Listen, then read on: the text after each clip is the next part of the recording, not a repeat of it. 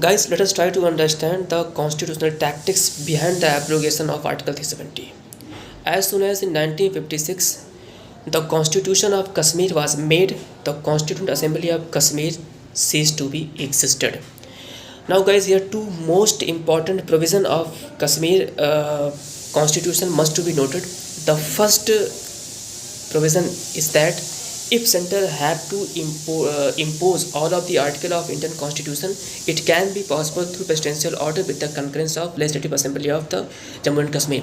And the second most important provision is that if government, means central government, wanted to abrogate Article 370 entirely, then it also can be possible through presidential order with the concurrence of Constituent Assembly of Jammu and Kashmir. Now here point to be noted, the Constituent Assembly of Jammu and Kashmir and Legislative Assembly of Jammu and Kashmir, these two are separate entities, and since 1956 in Jammu and Kashmir there is no Constituent Assembly in existence. So this is the problem with the abrogating of Article 370. So to overcome this problem, to overcome these complexities, central government first imposed the article number 356 in Indian state of Jammu and Kashmir, means president rule, and paving the way for making the governor to government of that state and making the parliament as a legislative assembly of that particular state.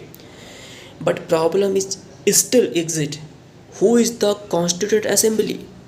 Now government bent to article number 367 of Indian Constitution, which deal with interpretation of Indian Constitution, and the government immediate interpreted the parliament, means which works as a legislative assembly of Indian state Jammu and Kashmir. This legislative assembly works like a constituent assembly. Now all way is clear. President issue the order with the concurrence of Legislative Assembly of Jammu and Kashmir, which is currently now the Parliament of Indian Union.